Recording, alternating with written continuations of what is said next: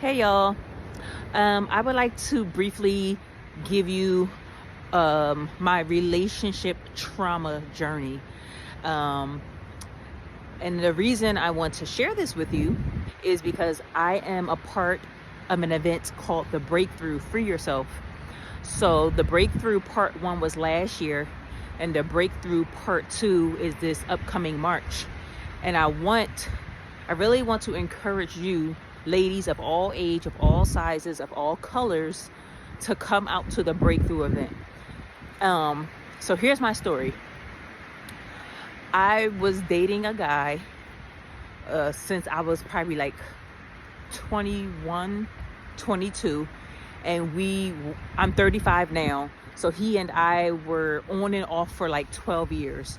So this gentleman was a part of my life on and off for 12 years.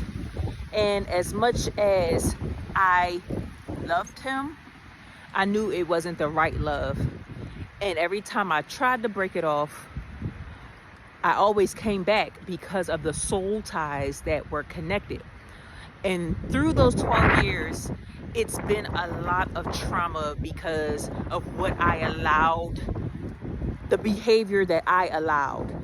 Because at first I was so upset with him for what he was doing and the mistakes he was making.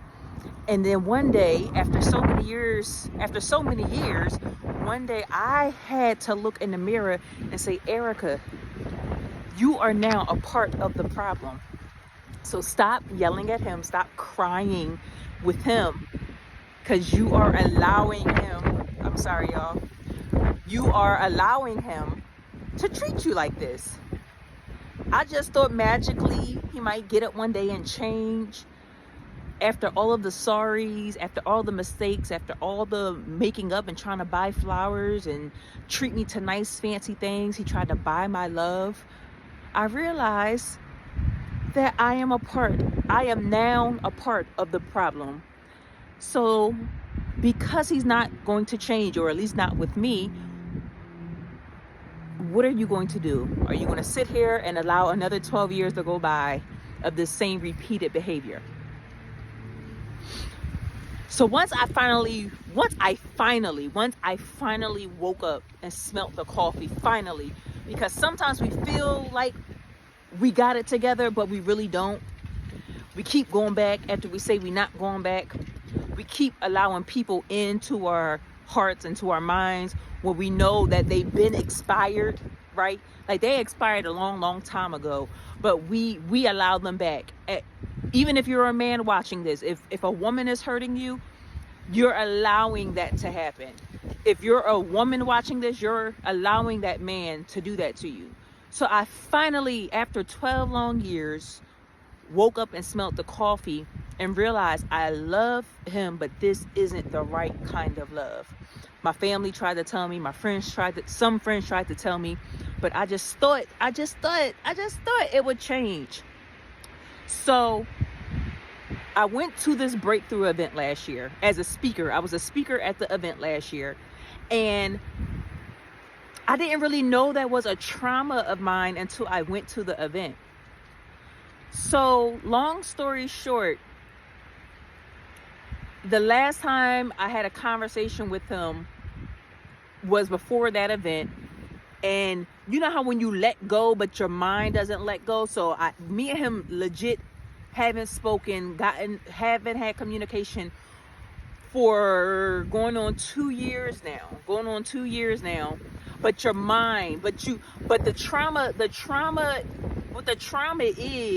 is you may have let the person go. You may have escaped the relationship. You may have ran away, but now you're trying to release yourself from that baggage. So the person might be gone, but now you're trying to release yourself from the baggage of all the stuff you put your mind through, all the stuff you put your heart through, the mental and emotional turmoil that you put yourself through. That's what you're trying to break free from. That's the trauma that you're trying to break free from. Some of you have been left the person, but now you're trying to break the soul tie, that soul tie. You're not connected to them physically anymore, but you're connected to them in the soul. That's a work of the enemy. That's a work of the enemy. That's why sometimes it's good just to leave a person be from the beginning. So I went and spoke at this event, The Breakthrough. I was a speaker last year. I spoke a little bit about my trauma.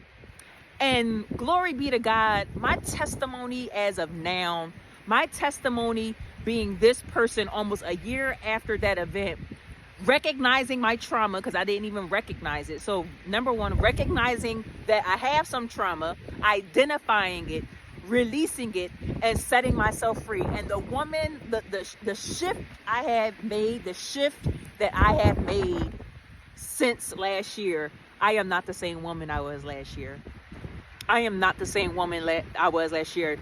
Like the maturity and the growth and the how I evolved as a woman, physically, mentally, emotionally. I am now with the right man that God has for me, engaged to the right man. I had to let go of that man so I can be with the one that God had for me.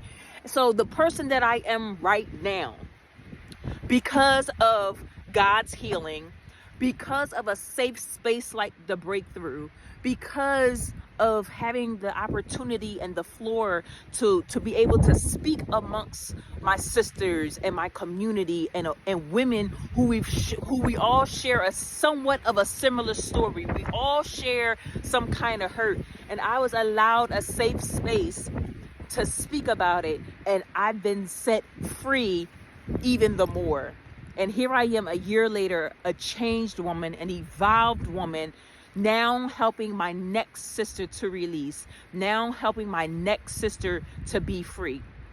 So if you made it to this point of the video, if we are related, if you know me as auntie, if you know me as cousin, if you know me as niece, if you know me as daughter, if you don't know me at all, you might have something going on with your life right now, something that happened in the past, and maybe you haven't seemed to let go just yet. Not all the way. There's some triggers you have, and maybe you're in therapy, maybe you're already a part of a community, maybe you're already a part of a sisterhood. I think it will benefit you that much more.